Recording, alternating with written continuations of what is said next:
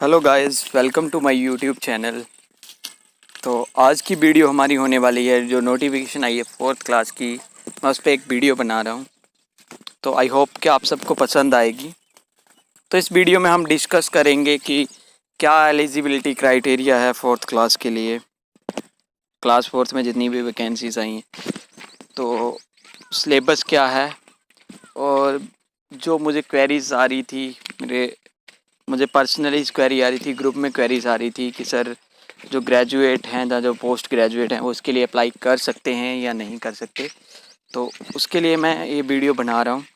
तो चलिए डिस्कस करते हैं। जो नोटिफिकेशन आई है, तो मैक्सिमम सभी बच्चों ने ये नोटिफिकेशन पढ़ी हुई है।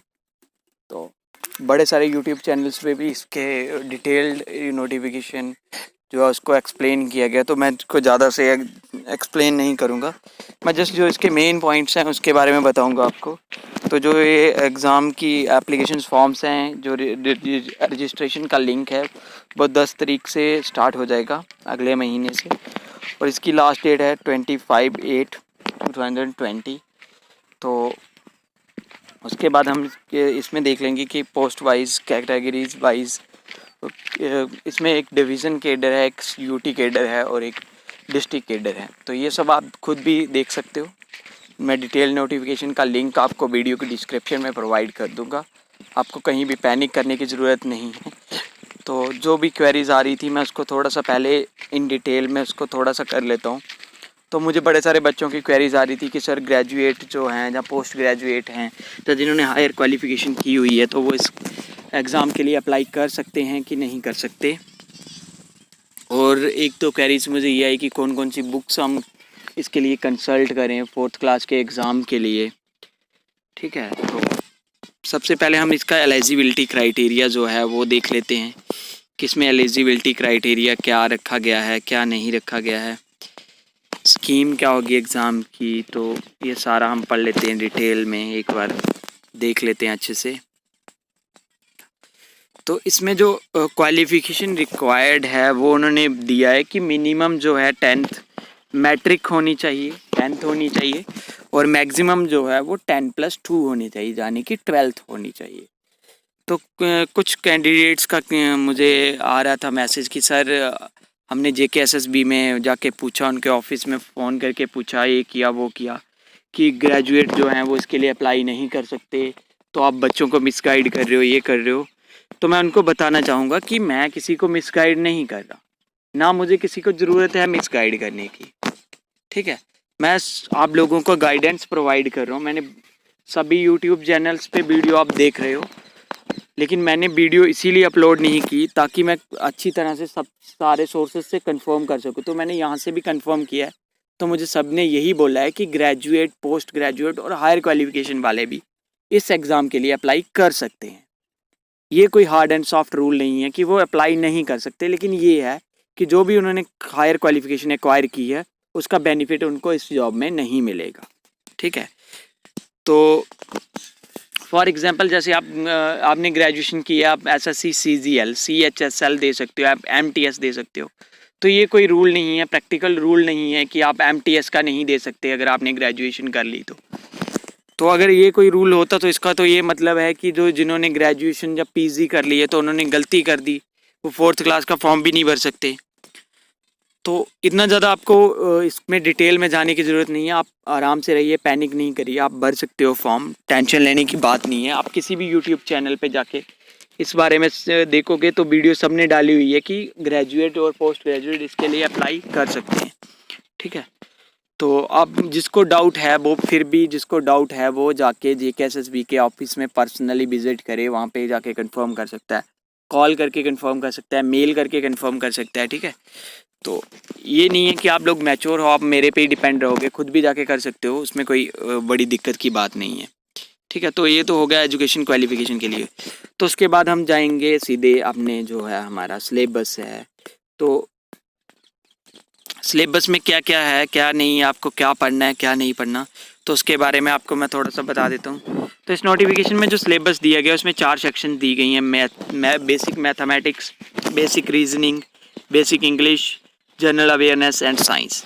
तो सबसे पहले हम डिटेल में इसको पढ़ेंगे। बेसिक मैथमेटिक्स में आपको बेसिक मैथमेटिक्स में आपको करना है परसेंटेज, एवरेज, फिर उसके बाद time, work and distance, ratio and proportion, age, problems of age, probability, LCM, HCF, mensuration. तो मैं आपको एक चीज़ सुजेस्ट करूँगा कि आप इस जितने भी टॉपिक्स इस एग्ज़ाम के लिए पढ़ें उनका बेसिक पढ़ें, क्योंकि इनकी 10th इन्होंने मिनिमम क्वालिफिकेशन रखी हुई है। तो भी ऐसी बात है, इसमें वो बेसिक से ही स्टार्ट करेंगे, बेसिक ही पूछेंगे। तो आप बेसिक से ही स्टार्ट करें पढ़ना। तो उसके बाद है बेसिक रीजनिंग जो है, रीजनिंग में आपको एनालॉजीज आएंगी, रिलेशनशिप कंसेप्ट के ऊपर बेस्ड क्वेश्चंस आएंगे, ऑड फिगर और वन आउट आएंगे, डायरेक्ट सेंस आएगी, फिर फिगर सीरीज कॉम्प्लेक्शन है, वेन डायग्राम है, नंबर सीरीज है, कोडिंग डिकोडिंग है। तो इन सब जो ये सारे जो टॉपिक्स हैं इन पे आपको क्वेश्चंस एग्ज़ाम में आ सकते हैं। उसके बाद इंग्लिश है, जनरल इंग्लिश, इसमें भी बेसिक आपको पूछा गया है। तो आपको पैनिक करने की कोई भी ज़रूरत नहीं है, आप आराम से पढ़ें जो भी है, जो भी सिलेबस है। मैं भी यूट्यूब पे वीडियोस आपको अपलोड करता रहूँगा, आप वहाँ से भी पढ़ सकते हैं। आपके पास बुक्स हैं, आप वहाँ से भी पढ़ सकते हैं। तो वीडियो के एंड में बताऊँगा कि कौन कौन सी बुक आप जो प्रेफर कर सकते हो इसके लिए। तो बेसिक इंग्लिश में आप articles, synonyms, antonyms, preposition, verbs, reading comprehension, determiner, spellings, sentences, तो ये सब तो इन टॉपिक्स पे इस पे क्वेश्चंस आ सकते हैं, तो आप इसको पढ़ सकते हो। तो उसके बाद है जर्नल अवेयरनेस।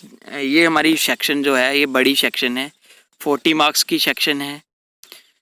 तो 40 मार्क्स की सेक्शन में हमें क्या क्या पढ़ना है मैं आपको वो बता देता हूँ। आपको पढ़ने हैं करंट इवेंट्स, मतलब करंट अफेयर्स पढ़ने हैं नेशनल लेवल के, ठीक है, नेशनल लेवल के, स्टेट लेवल के। स्पोर्ट्स के बारे में पढ़ना है, इंडिया की हिस्ट्री पढ़नी है, कल्चर पढ़ना है, जियोग्राफी पढ़नी है, ठीक है।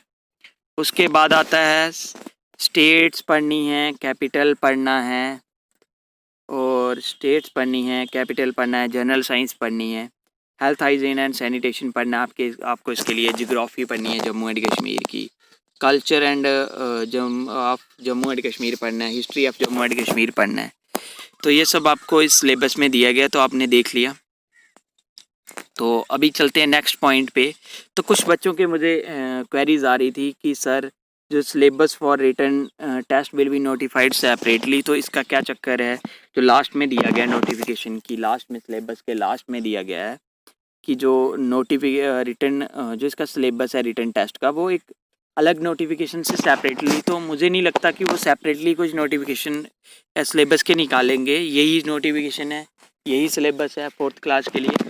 तो अगर वो निकालेंगे भी, बाय चांस अगर JKSS कोई और सिलेबस निकालती भी है सेपरेट नोटिफिकेशन से, तो उसमें इतनी ज़्यादा चेंजेस नहीं होंगी। आप इसको स्टडी करो, यही जो सिलेबस है इसको ही बेस मान के चलते हैं। थोड़ी बहुत चेंजेस हो सकती हैं, तो उसमें जैसे पहले भी हुई हैं अकाउंट असिस्टेंट के सिलेबस में, एक बार सिलेबस आया था उसको फिर उन्होंने चेंज करके थोड़ा सा, तो उसमें तो 2-3 टॉपिक्स ही चेंज हुए थे। तो ओबीसी सी बात है, इसमें भी 2-3 टॉपिक्स चेंज हो सकते हैं अगर सिलेबस चेंज हुआ तो, अदरवाइज सिलेबस चेंज होने की कोई भी बात नहीं है।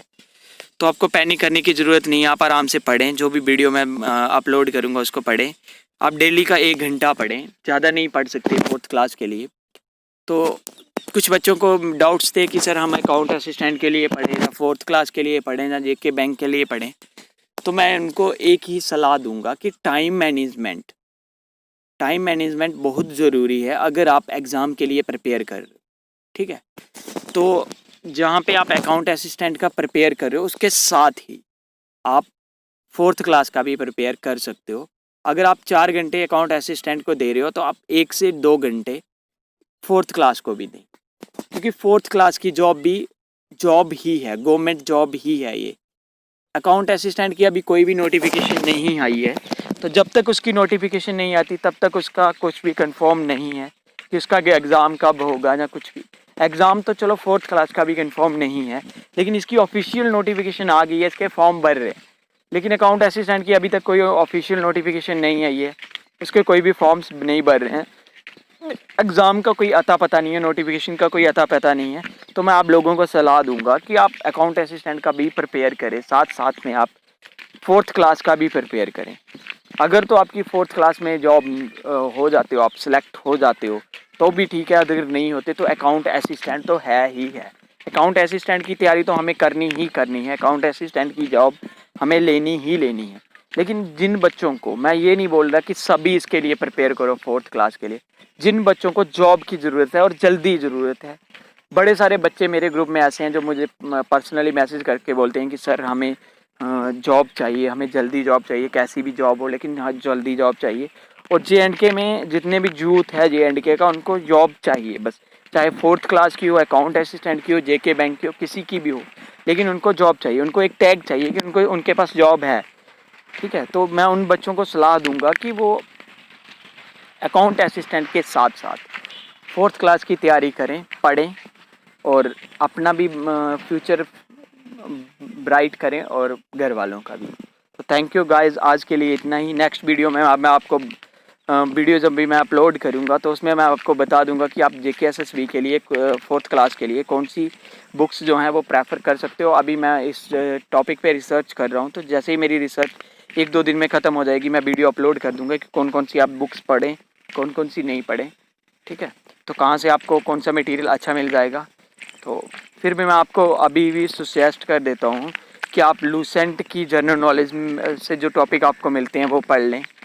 ठीक है, फिर अरिहंत की है नो योर स्टेट, तो वहाँ से पढ़ लें। अरिहंत की बुक भी आपको जम्मू एंड कश्मीर के लिए मिल जाएगी, तो आप वहाँ से जो टॉपिक्स आपको मिलते हैं वो पढ़ लें।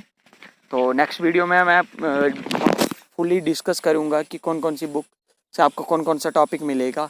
यूट्यूब से आप चैनल से सर्च कर सकते हो, तो बाकी मैं आपको वीडियोस प्रोवाइड करता रहूँगा अकाउंट असिस्टेंट के लिए भी और क्लास 4th के लिए भी।